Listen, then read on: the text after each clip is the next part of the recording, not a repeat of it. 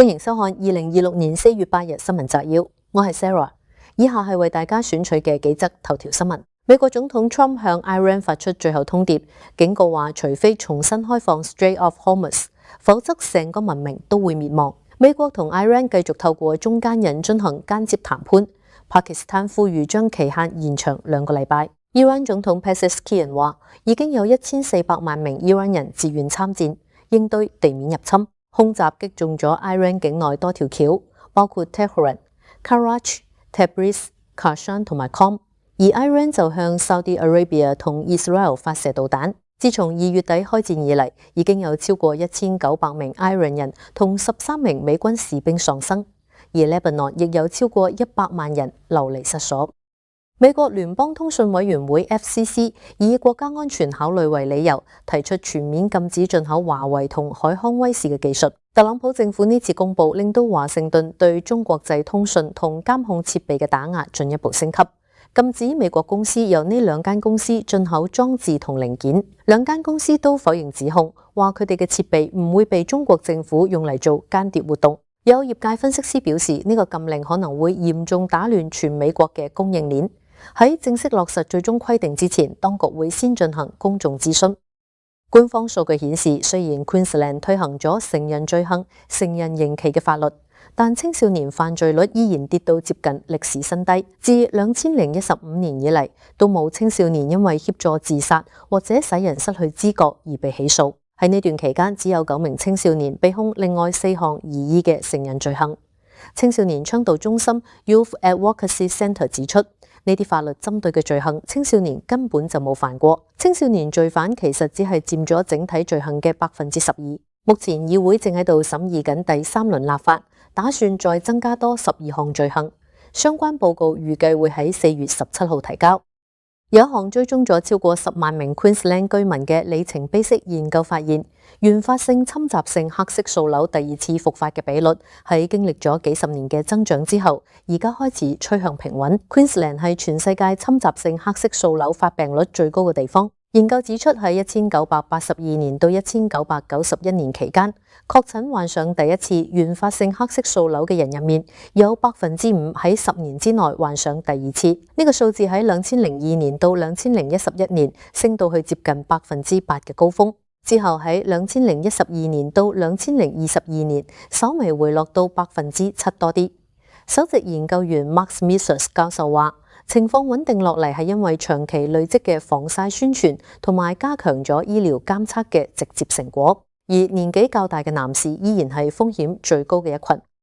今年 Brisbane 嘅 Night Feast 會換上一個全新大膽嘅形式。City of Moreton Bay 就會舉辦有史以來規模最大嘅免費 Pride 慶祝活動。適逢50週年，帕尼爾希臘美食節會進駐 Goodwill Bridge， 帶嚟獨特嘅用餐體驗。Shakespeare Theatre Company 會演出 Macbeth， 而 La Boite 就會上演一場劇場版嘅喪屍末日。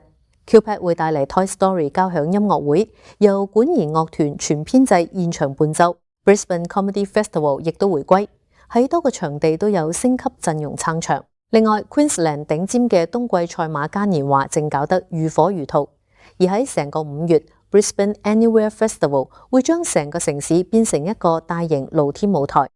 超過1萬名跑手湧入 Brisbane 街頭參加 Run Army 2026。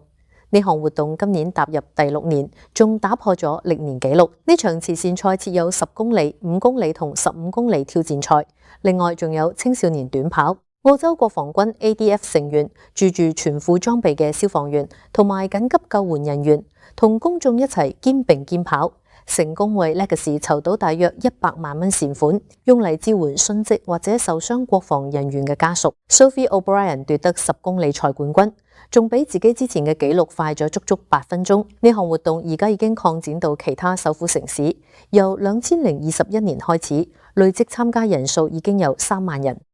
目前有一場全國性嘅運動正喺度爭取將草地滾球列入2032年 Brisbane 奧運嘅項目。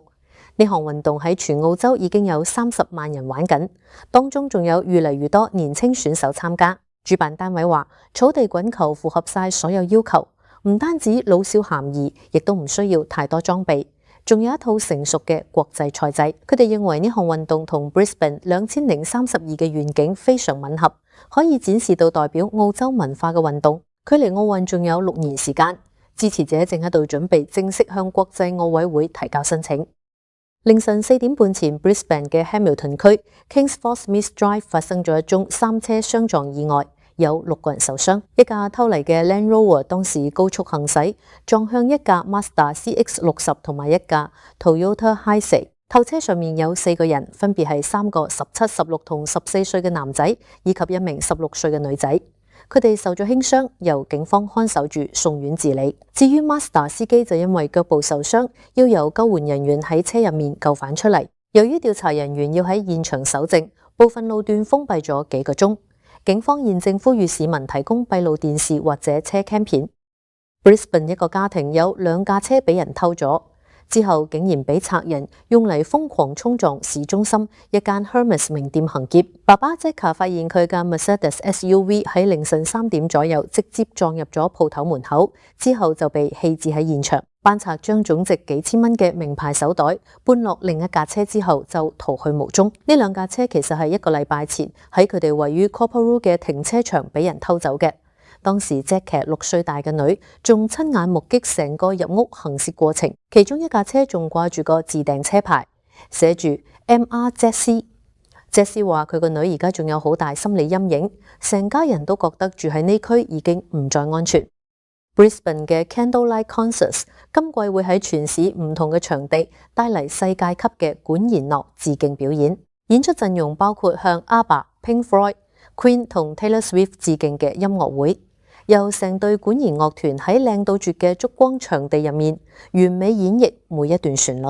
到時大家可以聽到 Dancing Queen、Comfortably Numb、Bohemian Rhapsody， 仲有橫跨 Taylor Swift 成個音樂生涯嘅經典金曲。4月同5月喺 Queensland Cultural Centre 同埋戶外場地舉行嘅表演，門票依家賣得好快，各位樂迷記得要快啲去訂飛啦。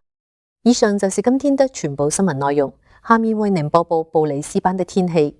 晴朗，氣溫32攝氏度，濕度44%，非常適合進行戶外活動。感謝您的收看，我們明天再見。